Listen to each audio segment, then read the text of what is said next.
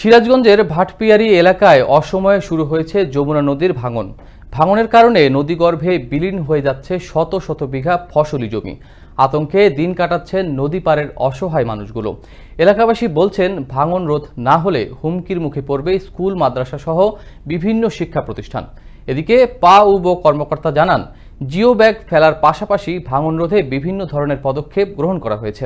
সিরাজগঞ্জ থেকে হুমায়ুন কবির সোহেলের তথ্যচিত্রে বিস্তারিত জানাচ্ছেন কামরুজ্জামান।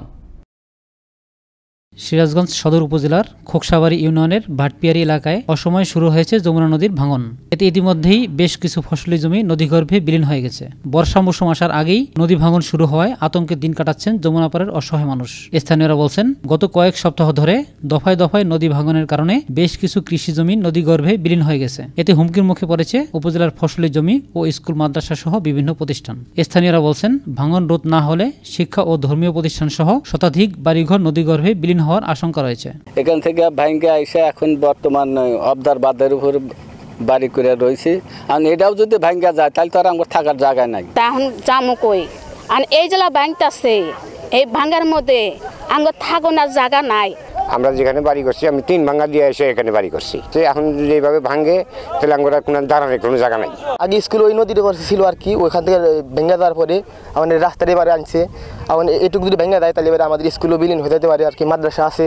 তবে ভাটপিয়ারী এলাকায় নদী ভাঙন শুরু হওয়ায় পাবর পক্ষ থেকে অবজারভেশন সহ ভাঙন রোধে নানা পদক্ষেপ গ্রহণ করা হয়েছে এবং পেছনে স্থায়ী বাঁধ থাকায় কোনো ক্ষতির আশঙ্কা নেই, এমনটাই জানালেন পানি উন্নয়ন বোর্ডের এই কর্মকর্তা। 3-4 মাস ধরে নদীটা ওখান থেকে হিট করতেছে, করার ফলে এখন পর্যন্ত তেমন মেজর কোনো ক্ষতি হয়নি। একটা জায়গায় অল্প একটু স্লাইড করছে, আমরা নজরে রাখতেছি। আর এটা কোনো সমস্যা হবে না এবং এটা স্থায়ী বাঁধ। এলাকা ভাঙতেছে মানে হচ্ছে কি, কাজ করার ফলে চর পড়ে গেছিল, সামনে চরটা ভাঙছে। এখানে আপনার অনেক বড় একটা চর পড়ে গেছে, চরটা ভেঙে গেছে। এটা ওই ভাটপিয়ারী এলাকা। সাধারণ মানুষের দুর্ভোগের কথা চিন্তা করে অতি দ্রুতই নদী ভাঙন রোধে কাজ করবে সরকার, এমনটাই প্রত্যাশা ভাঙন কবলিত এলাকাবাসীর। কামরুজ্জামান, আনন্দ টিভি, ন্যাশনাল ডেস্ক।